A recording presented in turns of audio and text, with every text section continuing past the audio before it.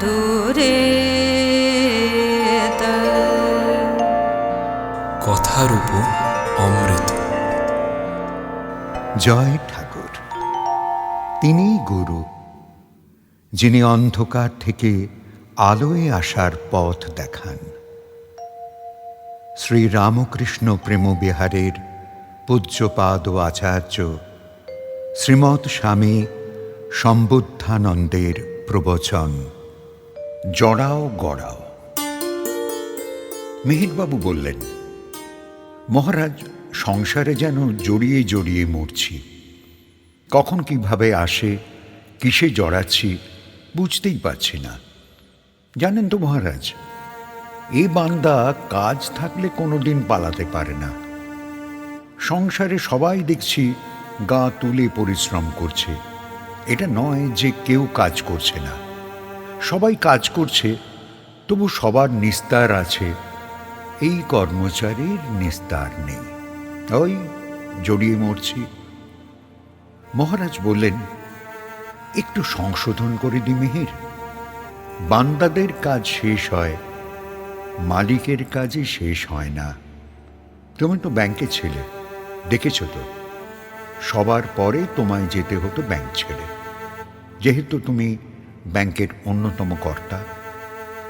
গিয়ে নিস্তার নেই, বসে নিস্তার নেই, দায় দিয়ে নিস্তার নেই। কি অবস্থাটাই না কাটিয়েছ, তবু ভুলে গেলে? দায়টা ঊর্ধ্বতনই বেশি বহন করে। সংসারে যত বান্দা ভাব ততই ভালো, যত কর্তা ভাব ততই কষ্ট।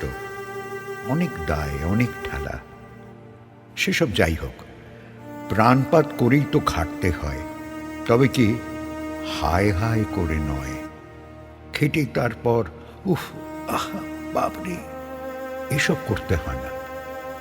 আমরা বিদ্যালাভ থেকে শুরু করে চাকরি লাভ অবধি শ্রদ্ধা, প্রেম, জ্ঞান যা কিছু অর্জন করি, তার সবটাই দেখবে মানুষ নিজের নিজের সংসারেই ব্যয় করছে।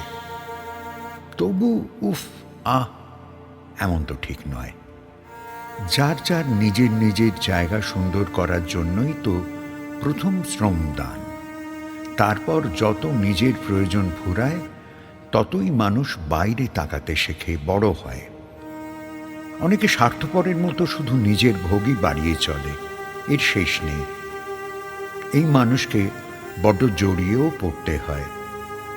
জড়ালে বাপু গড়াতে হবে, জড়াবি গড়াবি, নিজের ঠিক ঠিক চলনটা আর পাবি না। চলা ভুল হলে দিক ভুল হবে, দিক ভুল হলে উদ্দেশ্য ভুল হবে। উদ্দেশ্যর ভুল মানেই দুঃখ, ক্লান্তি, হাহাকার। জড়াতে হয় নাকি? বিপিনবাবু বললেন, জড়াবো না মনে করেও তো জড়িয়ে পড়ি মহারাজ। চোখ বুজে থাকার অভ্যেস নেই যে। মহারাজ বললেন, না না, তা তো নয়। চোখ থাকতে চোখ বুঝবে কেন? সজাগ হয়ে চলবে, চারিদিকে নজর রাখবে।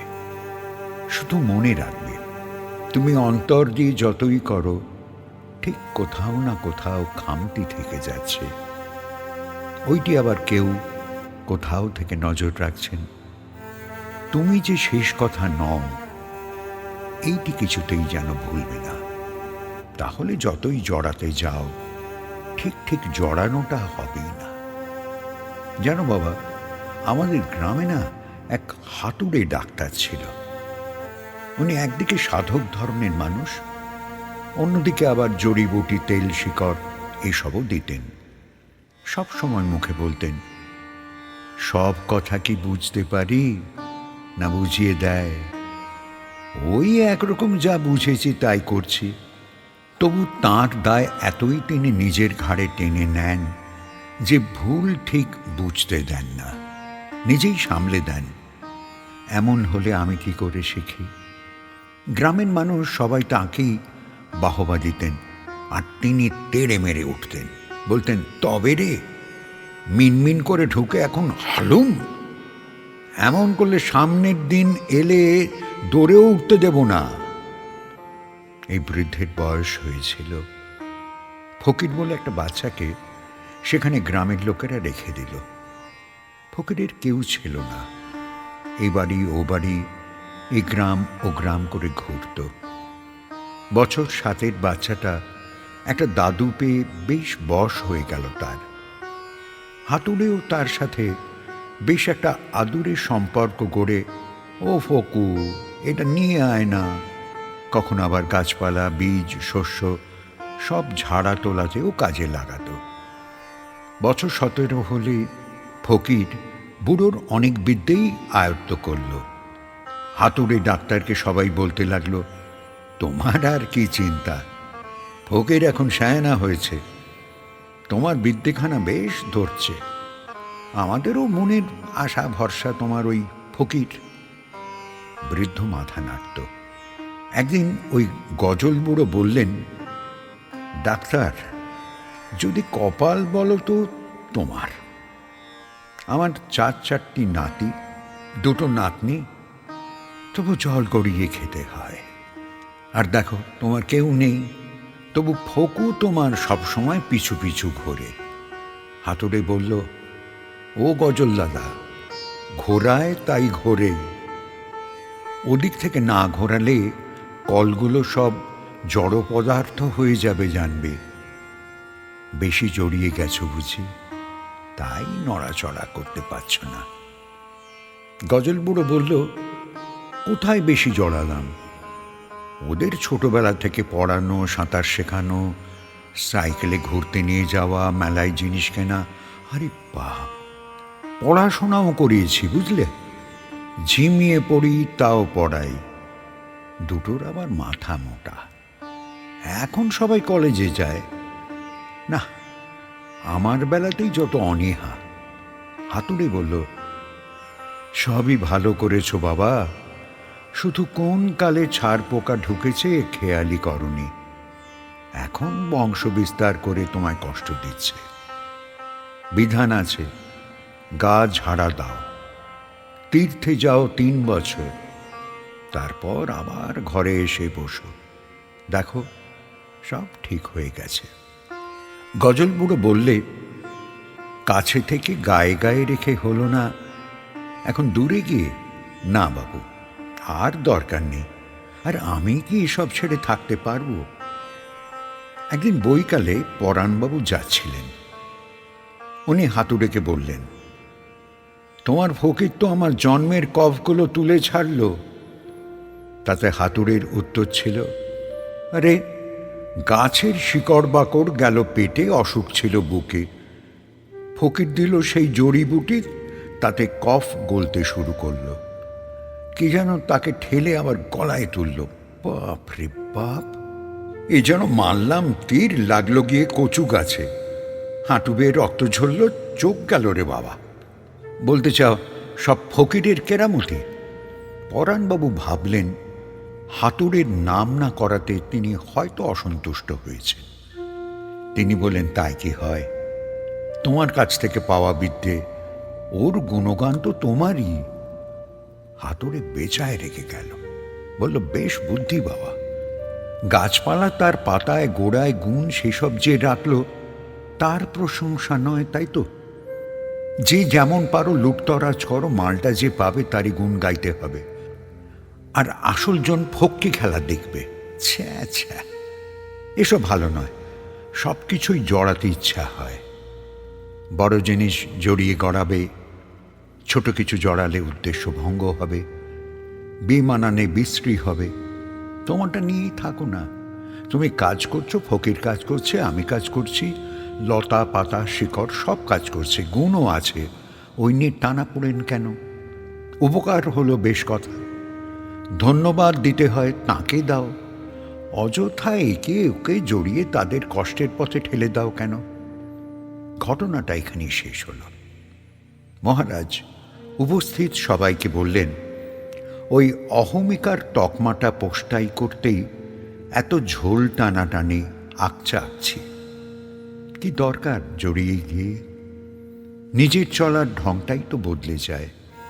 বিদ্যায় জড়ালো তো একরকম পাল্টালো ঢংটা, সম্মানে জড়ালো তো আরেক রকম। ভালোবাসা, মায়া, দায়িত্ব যাতেই জড়াও, তোমার স্বাভাবিকটা বিসর্জনই যাবে। বড্ড কষ্ট বাবা। সব করো, সব নাও, আসল যে নিজের ভাবটি সেটি হারিও না, তাহলে ক্লান্ত হবে কম।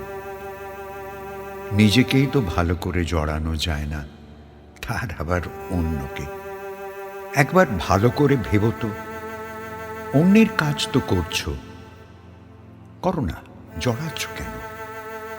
সবাই যে জড়ায় তার পিছনে একটা প্রচ্ছন্ন কারণ থাকে।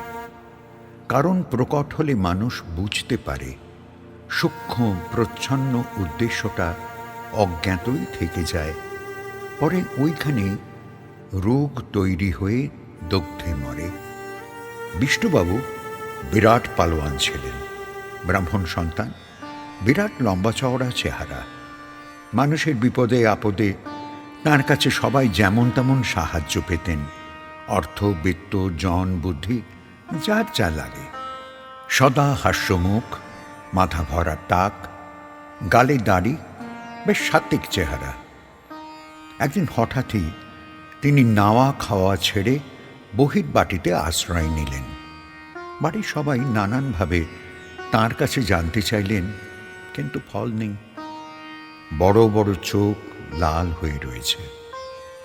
অনেকে দেখেছিলেন চোখে মাঝে মাঝে জলও আসে, কিন্তু উনি কোনোভাবেই কিছু বলবার পক্ষপাতী নন।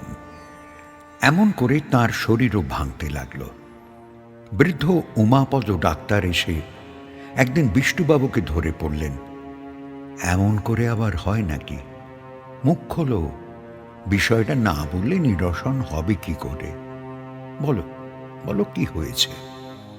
বিষ্ণুবাবু উমাপদ ডাক্তারকে শ্রদ্ধা ভক্তি করতেন। বললেন, দাদা গো, আড়ালের কাজটা ব্যক্ত হয়ে গেছে, আর প্রকাশের যা কিছু তা আড়ালে রয়ে গেছে। ফাঁকি দিয়ে তো কাজ করতে চাইনি, অজান্তে হলো, বুঝলেন তো? উমাপদ্মবাবু বললেন, তা ব্যক্ত এবার আড়ালে তোলো, আর আড়ালের জিনিস ব্যক্ত করো, সমস্যা শেষ। বিষ্ণুবাবু বললেন, কেমন করে? উমাপদ বললেন, তা তোমার যেভাবে স্বচ্ছন্দ বোধ হয় তেমন করেই করো। বিষ্ণুবাবু একটু সরল হলেন, বাড়ির ভিতরে যাতায়াত শুরু করলেন। খাওয়া দাওয়া স্বাভাবিক হলো, কিন্তু তার সেবাটা চুলোয় গেল। কেউ সাহায্যের জন্য এলেই বলতেন, মহিমাময় এখন এসব করে, আমার আর এসবে মন নেই, তোমরা মহিমাময়ের কাছে যাও।